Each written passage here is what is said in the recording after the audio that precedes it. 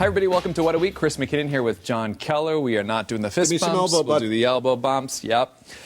We got a lot to talk about today, especially with the coronavirus going on. Yeah. A lot has happened in the past week with this outbreak. So let's first start with the president's remarks this week. Supposed to go on TV and kind of calm Americans' fears about this, explain how we are dealing with it. What did you think about it? I thought it was horrendous. Halting delivery, a poorly crafted speech replete with just factual errors about what our policies are. They had to do cleanup on it all day the following day.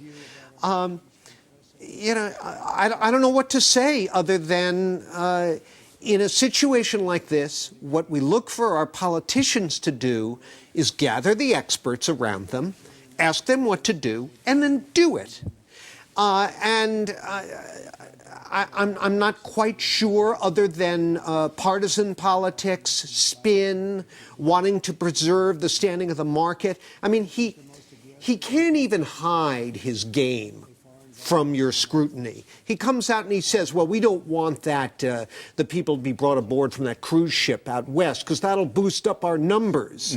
Like the numbers are what you're worried about, and his palpable concern about the stock market, well, it doesn't seem to be reassuring the markets, does it? No. It's an F- across the board in every way, shape, and form. The only encouragement I can offer is that there's nowhere to go but up from here when it comes to the White House response. Real missed opportunity. Disastrous, Yeah. I'd say. Okay. Let's talk about state and local response to this. And it's been, I will say, I feel like Massachusetts has been kind of like, okay, let's get out there, let's start doing things. So they've been at least a little more transparent in how they're responding to this. What do you think? Like night and day Yeah. with the federal response. What you see both at the State House, Governor Baker, and at City Hall with Mayor Walsh and other officials. First of all, you see the experts being put front and center. Yeah. You know, the politicians are there, but at Baker's press conference the other day, the Secretary of Health and Human Services spoke first before him. That's how it should go. There's clearly a high level of cooperation and communication between various governmental agencies here. I'm sure we won't get through this without some, missteps. Sure. That's inevitable. Human error is always a factor. But, look at this united front you're looking at here. The Republican governor, the Democratic mayor. For all we know, Marty Walsh may be looking to challenge Charlie Baker when he runs for re-election in a couple of years. But that's all by the wayside. We're being communicated with on a daily basis. Yeah. It just, I think, promotes a sense of relative confidence and calm as much as possible, given the circumstances. I will give a shout out, too, to some of the local cities and towns, too, that are taking this really seriously and taking proper steps to protect their citizens, too. So that's kind of, they're taking the lead from Boston, from the state, and it's working so far. And Chris, you see in our email chain in the newsroom that we're getting communication from cities and towns, also private companies, community groups aren't shy about communicating directly. Here's what we're doing.